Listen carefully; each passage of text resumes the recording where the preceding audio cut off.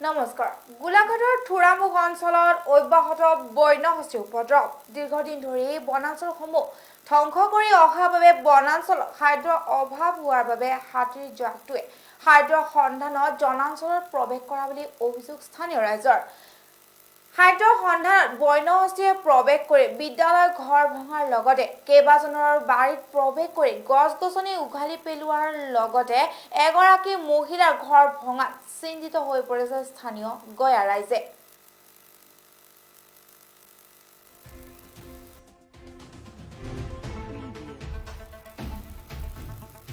মঙলবাৰে নিশা থোৰামুখ অঞ্চলত বন্যহস্তীয়ে প্ৰৱেশ কৰি থোৰামুখ মধ্য ইংৰাজী বিদ্যালয়ৰ ৰান্ধনীঘৰৰ দৰ্জা খিৰিকীৰ লগতে বিদ্যালয়খনৰ কাৰ্যালয়খনো ব্যাপক ক্ষতিসাধন কৰাৰ উপৰিও গাঁওখনৰ কেইবাজনৰো বাৰীত প্ৰৱেশ কৰি গছ-গছনি উঘালি পেলায়। আনফালে এগৰাকী মহিলাৰ ঘৰ ভাঙি পেলাইছে। দৃশ্যসমূহে প্ৰমাণ কৰিছে নিশা এই অঞ্চলটোত বন্যহস্তীয়ে কিদৰে ধ্বংসলীলা চলালে। সম্পূৰ্ণৰূপে ভঁৰাল ঘৰ ভাঙি লণ্ডভণ্ড কৰি বিনষ্ট কৰে আৰু হাতী অহা উমান পাই নিৰাপদ স্থানত অৱস্থান কৰিলে ঘৰত থকা লোকসকলে।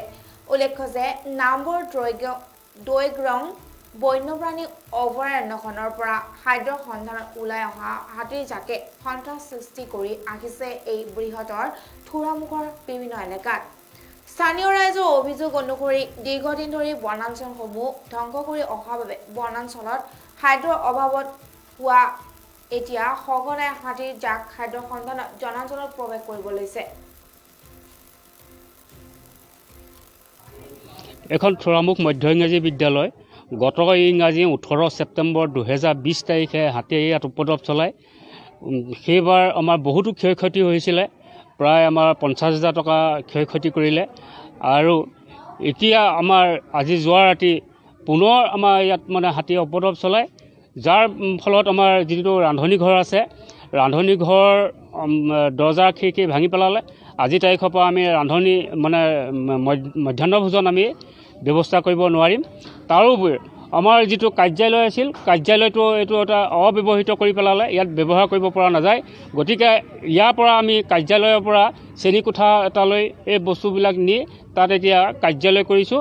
আৰু বৰ্তমান যিটো আমাৰ কাৰ্যালয় আছিলে, এই কাৰ্যালয়টো এৰি দিবলগীয়া হৈছে আৰু এইটো ব্যৱহাৰ কৰিব পৰা নাযাব।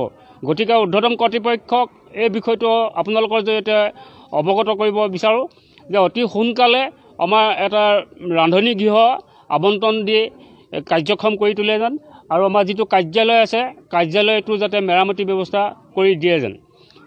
আৰু আজি তাৰিখৰ পৰা আমি এতিয়া মধ্যাহ্ন ভোজনৰ ব্যৱস্থা কৰিব পৰা নাযাব। আপোনালোকৰ জৰিয়তে এই বিষয়টো মই অৱগত কৰিলোঁ। এতিয়ালৈকে আমাৰ ইয়াত বৰ্তমান ছাত্ৰ ছাত্ৰীৰ সংখ্যা হৈছে 173 জন। 173 জন ছাত্ৰ ছাত্ৰী আছে। আৰু ক্ষয় ক্ষতিৰ ভিতৰত এতিয়া ক্ষয় ক্ষতিখিনি আমি এতিয়ালৈকে আপোনালোকে দেখা পাইছে যে আমি এতিয়া ইয়াৰ পৰা যেতিয়া শ্বিফ্ট কৰিছোঁ তেতিয়াহে বস্তুখিনি ওলাব। কিন্তু বিশেষ এটা বস্তু ইয়াত ধ্বংস কৰিলে, সেইটো হ'ল ৱেট মেচিন এটা আছিলে, ৱেট মেচিনটো ভাঙি পেলালে। ৱেট মেচিনটো আৰু কাম নহ'ব তাৰমানে। আপুনি কি বিভাগত আছে? মই প্ৰধান শিক্ষক, মোৰ নাম পুতুল চন্দ্ৰ বৰা।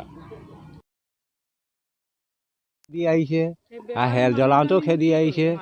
এয়া মই এতিয়া হাতী খেদাৰ বাবে এয়া দেখিছে নহয়, মোৰ থুতৰি ফাটি গৈছে। হাতী এজনে ফৰেষ্টৰ কোনো নাই, ফৰেষ্টৰ নাই।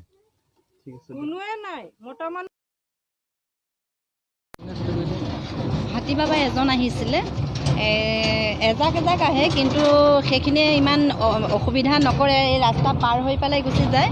কিন্তু এজন যিজনা অকলে আহে, তেখেতে বহুতখিনি অনিষ্ট কৰি ফুৰিছে আমাৰ ইয়াৰ হোটেল। এতিয়া হাতীটো সম্পূৰ্ণ ভাঙি দিছে, ৰেক চেক পেলাই দিছে। ভাগ্য ভাল এই বুঢ়া মানুহ এজন আছিলে, তেখেত যেনে তেনে বাচিছে।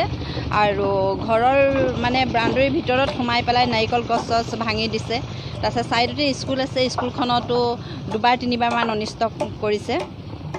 সেয়াই আৰু ইয়াৰ কোনেও একো ব্যৱস্থা লোৱা নাই নেকি। আমাৰতো গাঁৱৰ ৰাইজে যিমানখিনি পাৰেতো ৰাতি পহৰা দি থাকে বাৰু।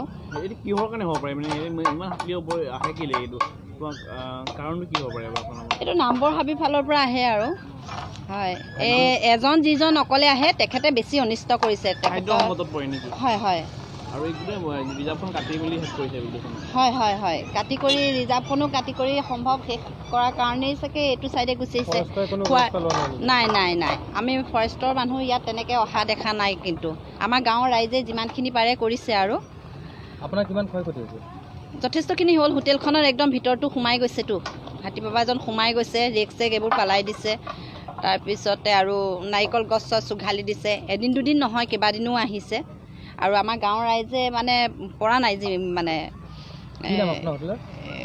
লক্ষ্মী ধাবা হাতী বাবা এজন আহিছিল